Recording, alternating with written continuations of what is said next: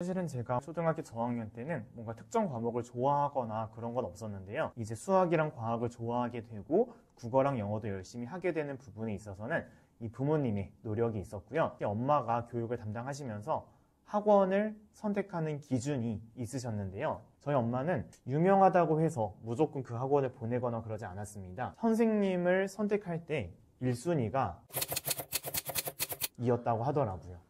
저는 이 초등 시기에 예체능도 중요하고 부모님과의 추억, 독서 다 중요하지만 경험이 저는 가장 중요하다고 생각합니다. 그러니까 중학교, 고등학교 때 자기주도적으로 공부를 할 수 있으려면 이미 초등 시기부터 몇 개월이든 몇 년이든 해본 아이들이 중학교 때 그대로 이어서 혼자 할 수가 있다는 거고요. 실제로 의대 동기들 중에서 정말 힘들게 엄마 아빠의 그 푸시에 의해서 힘들게 와서 공부를 하는 그런 의대 동기들에 비해서 행복한 초등을 보내고 오셨다고 생각을 하시나요? 네, 아무래도 저는 비학군지였고 예체능 경험도 많았고 그렇게 학군지에서 의대를 목표로 초등 때부터 한 친구들에 비해서는 행복하게 초등을 보냈다고 할 수는 있는데요. 실제로 그렇게 공부해서 의대에 온 친구들의 이야기를 들어보면 의외로 불행했다, 힘들었다고 대답을 하는 학생들이 생각보다 많지는 않습니다. 그래서 제가 많이 느꼈던 거 뭐냐면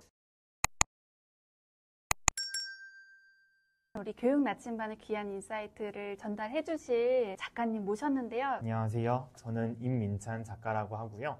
현재는 중앙대학교 의대에 재학 중이고 전라남도 목포에서 초중고 12년을 보내면서 의대에 합격한 만큼 좀 더 현실적이고 구체적인 정보를 전달드리고 있고요. 지금까지 총 5권의 책을 썼고 다수의 강연을 비롯한 교육 활동을 진행 중입니다. 작가님 벌써 5번째 책인가요? 네, 맞습니다. 의대생의 초등 비밀과외라고 시크릿해서 네. 대단한 게 있을 것 같은데요. 네. 이 책을 쓰시게 된 계기가 궁금하고요. 어떤 분들에게 쓰고 싶으셨는지가 궁금한데요. 네, 이번 책 의대생의 초등 비밀과외라는 책은요. 의대생인 제가 썼기 때문에 제목에 의대생이 들어갔지만 의대 입시만을 또 의대를 가기 위한 로드맵을 강조하는 게 아닙니다. 초등 6년 동안 과목별로 어떻게 이끌어 나가줘야 될지 그리고 유초등 학부모님들이 주로 착각하고 오해하시는 것들은 뭔지 우리 학부모님들의 중심을 잡아주기 위해서 어떤 것들이 필요한지 실제로 저희 부모님이 제가 어렸을 때 어떤 것들을 해주셨는지 요즘의 초등 아이들은 부모님한테 어떤 걸 바라고 있는지 그리고 중고등 트렌드는 어떻게 되고 그걸 초등 시기에 어떻게 준비할 수 있을지까지 이러한 내용들을 담아둔 현실적이고 트렌디한 자녀 교육서입니다. 그리고 제 전작을 읽어보셨던 분들도 제 전작과 한 5% 거의 겹치지 않고 신규 내용들로 구성을 한 완결판이라고 할 수 있으니까요. 유초등 학부모님이라면 누구나 읽어보셔도 좋을 책이다 이렇게 설명드릴 수 있습니다. 저희 첫째 딸이 3학년 정도 됐을 때 논술학원 가야 되나? 이 생각부터 하거든요. 1, 2학년이 지나고 3학년 정도 되면 글쓰기, 논술 해야 된다 이런 생각이 들고 그러면 논술학원을 자연스럽게 찾아보게 되고요. 이제 고학년이 되다 보면 과학학원 가야 되지 않나? 이런 생각도 하게 되거든요. 논술학원, 과학학원 이런 것들 다녀야 돼요? 다니지 말아야 돼요? 이런 고민도 많으시잖아요. 네, 우리 학부모님들이 워낙 요즘에 엄마표라는 말이 쉽게 붙다 보니까 모든 과목을 직접 엄마가 봐줘야 될 것 같다 라는 부담감을 많이 가지시는데요. 모든 과목을 다 책임지려고 할 필요 없다 라고 말씀을 드리고요. 어머님이 생각하셨을 때 본인이 자신 있게 알려줄 수 있다 하는 과목은 직접 알려주시면 되는 거고 독서 논술이라는 것도 집에서 해주실 수 있으면 하시는 건데 도저히 글쓰기, 토론 아이에게 알려주기 힘들다.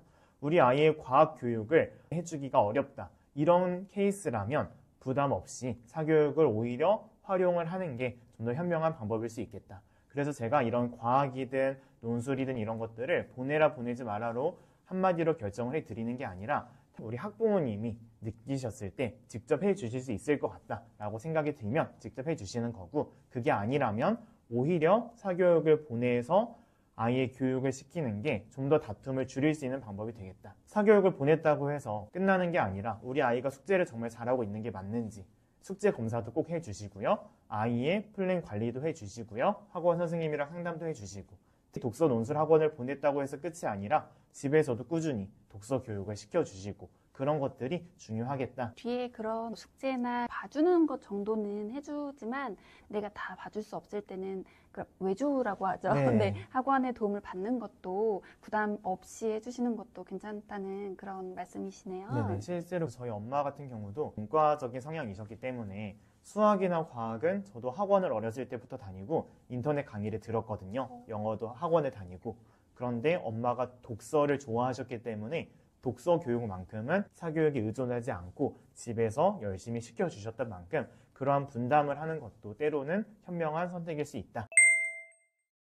말씀해 주셨듯이 우리 어머님께서 그런 이제 독서 선생님의 역할, 그런 독서 부분을 좀 많이 담당을 해주셨다고 말씀하셨는데 작가님의 책을 보다 보면 이 부모님 역할이 굉장히 컸다라는 생각이 들거든요. 보면서도 내가 앞으로 어떻게 해줘야겠다라는 이런 생각을 많이 하게 되는데 작가님께 있어서 부모님의 역할은 어땠고 또 어떤 부분을 가장 강조하셨고 이런 것들이 궁금하거든요. 책에도 저희 부모님이 해주셨던 것들이 다뤄져 있는데 그 중에서 몇 가지만 말씀을 드리면요. 저희 엄마가 문과적인 성향이셨고 또 책이랑 영화를 좋아하셨던 분이셨기 때문에 제가 초등학교 3, 4학년 때까지는 직접 책을 읽어주시고 그 속에서 저는 이 책에 대해서 좀 더 친숙하게 느낄 수 있었던 그런 부분들이 가장 컸고요.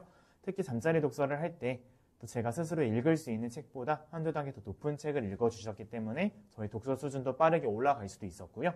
독서에 있어서 초등학교 고학년이 되더라도 더 이상 직접 읽어주는 건 아니었지만 항상 공통 도서를 한 권을 중등 필독서 위주로 선정을 해서 2주 정도의 시간을 가지고 각자 읽은 다음에 2주 뒤에 모여서 그 책에 대해서 이야기를 나누는 시간도 있었습니다. 그런 시간들이 있다 보니까 책이라는 건 저에게는 너무나도 익숙한 존재였고 제 앞에서도 책을 많이 읽으셨기 때문에 그런 부분들도 자연스럽게 보고 배웠습니다. 그리고 엄마랑 아빠는 역할 분담이 있었는데요. 저희 엄마는 교육을 담당해 주셨고 아빠는 석재 사업을 하셨기 때문에 일로 바쁘셨습니다. 그러다 보니까 아빠는 초등학교 때 야외 활동을 담당을 많이 해주셨는데요. 두 분 중에 한 분만 이 교육에 관여를 하시는 거였기 때문에 둘 다 교육에 관여를 하시면 부담이 될 수도 있었지만 그러지 않았던 게 되게 좋았습니다.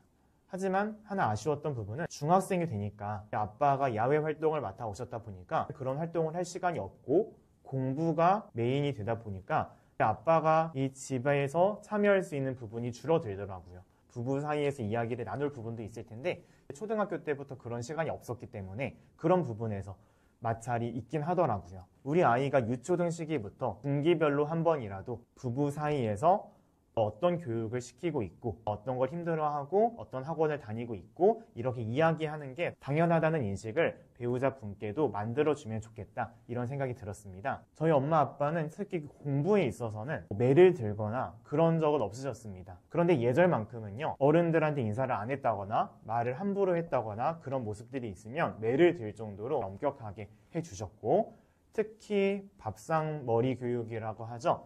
저녁을 먹을 때에도 올바른 사람에 대한 인식에 대해서도 많이 심어주셨던 것 그런 부분들이 인성교육에 있어서도 너무나도 좋은 부분이었다 이렇게 정리를 드릴 수 있습니다. 작가님을 개인적으로 이제 뵙다 보면은 참 다양한 부분을 다 갖추셨다라는 생각이 들어요. 그러니까 우리가 아이들에게 공부만 강조를 하다 보면은 한 부분 좀 빌 수도 있잖아요. 네. 그래서 아이들이 이제 다 자랐을 때 저 아이는 좀 그래도 너무 좀 이기적으로 자랐다. 못 어른을 공경하는 부분 좀 모자라다라는 생각이 드는 부분도 있기 마련인데 작가님은 골고루 참 인성적인 부분도 갖추시고 그래서 그런 부모의 인성교육적인 부분이 굉장히 중요하다는 생각이 들어서 네, 그 부분도 굉장히 좋았거든요. 저는. 네. 지금 이제 작가로도 활동을 하고 계시잖아요. 굉장히 저는 문과적인 소양을 가지고 계실 거라는 생각이 들었거든요. 어떻게 의대생이 되셨지? 이런 생각을 오히려 더 했어요. 이과적 성향이 있으신 거 맞으시죠? 의대를 가려면 수학이나 과학이 더 메인이 되는 과목이고 저는 이과를 선택을 고등학교 때도 했었고 이과적인 성향이 더 있었습니다. 이과적인 성향을 가지고 있는 아이를 문과적인 소양까지 키워주셨던 부분에 어떤 영향이 가장 크셨나요? 네, 사실은 제가 초등학교 저학년 때는 뭔가 특정 과목을 좋아하거나 그런 건 없었는데요. 이제 수학이랑 과학을 좋아하게 되고 국어랑 영어도 열심히 하게 되는 부분에 있어서는 이 부모님의 노력이 있었고요. 엄마가 교육을 담당하시면서 학원을 선택하는 기준이 있으셨는데요. 저희 엄마는 유명하다고 해서 무조건 그 학원을 보내거나 그러지 않았습니다. 그러니까 특히 학원 선택의 기준이 뭐였냐면 학원에 대한 정서가 그 과목에 대한 정서를 결정한다라는 게 저희 엄마의 가치관이셨어요. 그러다 보니까 선생님을 선택할 때 1순위가 말투였습니다. 말을 예쁘게 하는 선생님이었다고 하더라고요. 그래서 실제로 저도 떠올려보면 제가 그동안 초등학교 때 거쳐왔던 선생님들이 하나같이 아이들을 좋아하고 성별에 상관없이 말투도 예쁘시고 그러셨던 기억이 납니다. 특히 우리 초등 아이들은 아직 모방 심리가 강하다 보니까 부모님의 모습도 마찬가지지만 주변의 어른들의 모습들을 보면서 배우거든요. 그런데 저는 학원에서 그러한 선생님들이 늘 둘러싸여 있었기 때문에 그 선생님이 좋으니까 그 과목도 자연스럽게 좋아지고 그런 부분들이 되게 컸던 것 같고요. 제가 과학학원도 5학년 때부터 다녔었는데요. 그 학원은 선행이나 심화를 나가는 학원이 아니라요. 과학소년이라는 과학 잡지를 가지고 수업을 하는 학원이었고 과학 실험을 시키는 학원, 일부러 그런 학원을 보내주셨고요. 국어도 마찬가지로 선행이나 공부를 하는 학원이 아니라 역사 논술을 보내주셨습니다. 제가 역사를 좋아했기 때문에 그것과 국어를 엮어서 할 수 있는 걸 보내주셨고요. 정말 현명하셨다는 생각이 드는데요.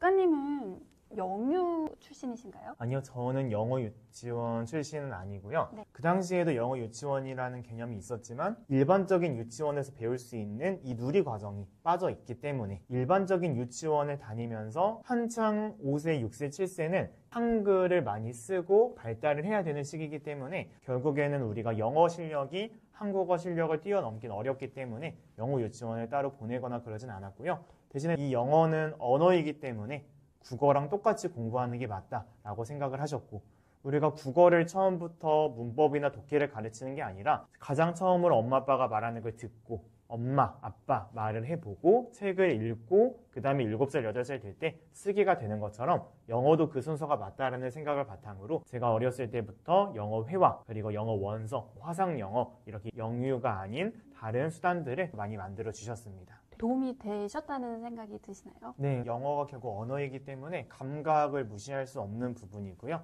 특히 고등학생이 되면 모르는 단어, 모르는 문장이 분명히 나오게 됩니다. 변별력을 위해서. 근데 그러한 것들을 어렸을 때부터 문법, 단어, 독해만 공부한 친구들은 내가 모르는 게 나왔을 때 당황하는 친구들이 있는데요. 저 같은 경우는 맥락을 파악하는 연습을 영어 원서와 말하기를 통해 해왔기 때문에 모르는 단어가 있더라도 앞부분에 이런 내용이니까 뒷부분에 이런 느낌이니까 이 단어는 이런 느낌이겠구나 그렇게 유연하게 넘어가는 그런 맥락 파악 능력이 있어서 도움이 되었다라고 느꼈습니다. 그러니까 영어 문해력이 이제 키워졌기 때문에 그런 것들이 자연스럽게 된 것 같네요. 네, 맞습니다. 네. 디테일하게 제목까지 좀 알려주시는 그렇게 해주시는 걸로 유명하신데 과목별로 교재 추천해주세요.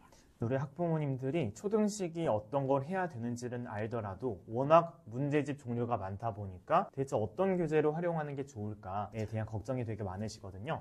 그러다 보니까 늘 제 강의나 이번 책 의대생의 초등 비밀 과외에서도 로드맵 부분에 상세한 교재 추천이 되어 있습니다. 책에 나와 있는 것들 중에 제가 중요한 것들만 몇 가지 말씀을 드릴 건데요. 저는 국어 어휘력에 있어서 가장 중요한 건 독서와 한자라고 생각합니다. 국어 어휘의 대부분은 한자로 이루어져 있고요. 한자를 바탕으로 단어의 뜻을 암기하면 더 오랫동안 암기를 할 수가 있다는 거예요. 한자라는 걸 급수로만 생각을 하다 보면 6급부터 쓰기가 시작이 되기 때문에 한자를 쓸 줄 아는 건 사실은 절대적으로 중요한 건 아닙니다. 어휘력이 필요한 실용적인 한자들 정도만 확실하게 알아둬도 어휘력 측면에서 도움이 된다는 거고요. 대표적으로 추천을 드리는 게 어휘를 정복하는 한자의 힘 그리고 초등 국어 한자가 어휘력이다. 이러한 교재들이 한자를 베이스로 한 것들이기 때문에 활용해 보면 좋다 말씀을 드리고 있고요. 독해 문제집을 5, 6학년 때 많이 풀리게 되는데요. 우리가 독해 문제집을 푸는 목적은 중심 문장도 찾을 줄 알고 한 문장을 읽고 핵심 부분에 밑줄도 그을 줄 알고 그러한 원리를 배우는 게 중요합니다.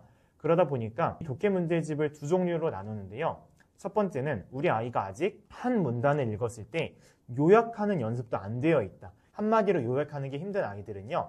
한 문장 정리의 힘이라는 책이 있습니다. 확실하게 요약하는 연습을 잘 할 수 있는 거니까 이걸 활용을 해보시면 좋겠고요. 요약하는 능력이 되면 이제는 독해 문제를 직접 풀어야 되는데요. 이러한 독해 원리, 글을 읽는 방법이 설명되어 있는 교재를 대표적으로 용선생 추론 독해, 요약 독해의 힘, 그리고 메가스터디에서 나온 100점 100승 유형 독해 말씀을 드리고 싶고요. 독서에 있어서는 초등학교 5, 6학년 정도 되면 청소년 소설 꼭 읽어보라고 추천을 드리고 싶어요. 이제는 어린이의 느낌에서 벗어나서 10대만이 할 수 있는 이야기를 다루는 청소년 소설. 제가 추천드리는 출판사들이 몇 개 있습니다. 다산책방, 우리학교, 비룡소, 창비, 자음과 모음 이런 것들이 있으니까 활용해 보시면 좋겠고요. 저는 수학 개념서는 우등생 해법 시리즈를 제일 좋아합니다. 아니면 EBS 만점왕을 좋아하고요. 그리고 연산 같은 경우는 저는 원리생, 그리고 센, 연산, 디딤돌 연산을 좋아하는 편이고요. 수학은 사고력과 심화라는 걸 헷갈려 하시는 분들이 있는데 사고력은 심화랑 같은 역할입니다. 수학이라는 과목은 끙끙대면서 어려운 문제를 풀면서 실력이 느는 건데요. 그 역할을 하는 게 사고력과 심화예요. 근데 사고력은요, 교과에서 벗어나는 거고요. 심화는 100% 교과 베이스입니다. 그러니까 초등학교 1, 2학년 때까지는 교과의 심화라고 해봤자 어려운 게 아니다 보니까 1, 2학년 때까지는 사고력에 더 집중을 하는 게 좋고요. 3학년, 4학년부터는 교과가 더 중요해지기 때문에 그때부터는 심화를 집중해라 말씀을 드리는 거고요. 사고력은 대표적으로 창의 사고력 팩토든 필즈든 1031이든 다 좋으니까 활용해 보시면 좋겠고요. 심화는요, 최상위 수학, 급수학, 그리고 문제 해결의 길잡이 심화편을 추천을 드리고 있으니까 활용해 보시면 좋겠다는 생각이 들고요. 도형이 어렵다라고 하시는 분들은 초등학교 저학년 때는 플라토 활용을 하면 좋고요. 초등학교 3, 4학년 때 배우는 각과 다각형, 5, 6학년 때 배우는 평면도형, 입체도형이 어렵다고 하시면 길벗에서 나온 기적특강 시리즈가 있습니다. 이렇게 정리를 드릴 수가 있겠고, 실제로 이런 질문을 하시는 분들이 많습니다. 한 학기에 몇 권 풀어야 되나요? 어떤 아이들은 개념서 한 권 하더라도 바로 심화로 넘어갈 수 있는 아이들도 있고요. 중간에 응용 단계를 거쳐야 되는 아이들도 있습니다. 그럼 그걸 어떻게 할 수 있냐? 우리 아이 기본서랑 연산서를 풀린 다음에 일단은 심화서 한번 도전해보고 어려우면 응용으로 내려가면 되는 거잖아요. 그러니까 문제집의 개수가 중요한 게 아니라 수준에 맞게 하는 게 중요하다는 거, 더 많은 수학 이야기는 의대생의 초등비밀과에 자세히 나와 있고요. 영어는 기본적으로 초등학교 1학년, 2학년 때 파닉스를 접하는 게 좋다고 생각을 하고요. 예외가 있다고는 하지만 결국에 한국에서 입시를 치를 거라면 배워두는 게 좋다. 그래서 저는 대표적으로 스마트 파닉스도 좋아하고요. 아니면 바빠에서 나온 파닉스도 좋다. 파닉스가 끝나면 사이트 워드라고 해서 본격적으로 영어에 들어가기에 앞서 기준이 될 수 있는 단어들을 공부해두는 것도 좋고요. 기적의 사이트 워드 교재를 추천을 드리는 편입니다. 초등학교 2학년, 3학년, 4학년 때까지는 영어 원서를 읽히는 게 중요하고요. 원서를 읽힐 때에는 ORT 등 활용하셔도 좋고, 아니면 요즘에 리틀박스를 비롯해서 온라인 영어 원서 프로그램도 많이 있으니까 그런 것들을 활용해 보시면 좋고요. 그리고 원서가 부담이 되시는 분들은 신문을 활용하는 것도 좋습니다. 영자 신문, 애니타임즈 아니면 킨더타임즈, 그리고 초등학교 5학년, 6학년이 되면 문법을 배워주는 게 좋습니다. 이 영문법을 공부할 때는 학원에 다니셔도 좋지만 혼자서 공부하고 싶다고 하시면 초등 영문법 777이라는 교재도 좋고요. 강의와 함께 공부를 하실 거라면 EBS 기초 영문법 1, 2편이 있으니까 활용을 해보셔도 도움이 되겠다. 사회랑 과학은 예습을 안 해도 따라갈 수 있는데 다만 남들보다 먼저 알고 있다는 거에서 성취감을 느끼는 스타일이라면 예습을 하는 것도 괜찮다. 그리고 방학 때 개념서는 어차피 학기 중에 하면 되는 거니까 해당 과목과 문해력이 결합된 교재를 활용하는 걸 추천드리고요. 대표적으로 창비에서 나온 초등사회 진짜 문해력, 초등과학 진짜 문해력을 추천드리고 있고요. 학기 중에는 학교 진도에 맞춰서 주말에 일주일 동안 배웠던 걸 복습하면서 개념서 한 권 정도는 병행하면 좋겠다. 우등생 해법 시리즈, 그리고 EBS 만점왕, 사회는 한 끝, 과학은 오투 이렇게 항상 추천을 드리고 있고요. 한국사는 기본적으로 설민석의 한국사 대모험이나 용선생 만화 한국사 같은 만화를 시작하시는 것도 좋고요. 7살, 8살 때 아우라 한국사, 청계의 바람 첫 역사 한국사 이런 전집을 활용하는 것도 좋습니다. 그리고 나서 문제집 형식으로 입문을 할 때 좋은 교재가 EBS 매일 쉬운 스토리 한국사, 그리고 용선생 처음 한국사가 있습니다. 그리고 5학년이 되어서 교과로 들어간다고 하시면 EBS 스토리 한국사, 용선생 교과서 한국사, 한국사와 문해력이 결합된 교재들이 있습니다. 대표적으로 용선생 한국사 15분 독해라는 교재가 있으니까 활용을 해보시면 도움이 되겠다. 그래서 이렇게 전과목 문제집 정리를 해봤습니다. 네, 이것만 해도 아이들 초등 공부는 완벽하게 준비가 될 것 같은데요. 공부 학원 같은 경우는 아이의 상황에 따라서 부모님의 상황에 따라서 달라지는 부분인데 예체능은 전 되게 중요하다고 생각합니다. 예체능을 통해서 중학교 수행평가 대비를 생각하시는 분들도 있지만 그게 메인이 되어서는 안 된다고 생각을 해요. 예체능을 통해서 내가 노력을 하면 성취를 이뤄낼 수 있구나. 그걸 배우는 게 되게 중요하다고 생각을 합니다. 실제로 저는 6살 때부터 초등학교 3학년 때까지 태권도를 배웠었는데요. 검은띠를 따고 상품까지 따면서 내가 노력하면 할 수 있구나. 나도 노력하면 해낼 수 있는 사람이구나. 이런 것들을 공부로 처음에 느끼기에는 어렵거든요. 그런 성취 경험, 내 노력의 힘을 내 눈으로 보는 경험, 그런 것들이 예체능이 해줄 수 있는 역할이라고 저는 생각을 해요. 그리고 하나 더 말씀을 드리면 초등시기에 하는 예체능이 중학교, 고등학교 때에 소중한 취미 활동이 되어주는 경우가 많습니다. 중고등학교 때 공부 스트레스가 많다 보니까 취미 활동의 역할을 예체능이 하는 만큼 우리 아이가 4학년, 5학년 때 바빠지더라도 초등학교 졸업할 때까지 정말 배우고 싶어 하는 게 있다면 하나만큼은 주 1회여도 좋으니까 남겨주셨으면 좋겠다. 특히 아들들이 중요할 것 같아요. 네. 남자아이들은 그런 데서 좀 그런 것들을 경험하잖아요. 의대를 다니고 계시잖아요. 의대에 가려고 초등 의대반까지 생겼고요.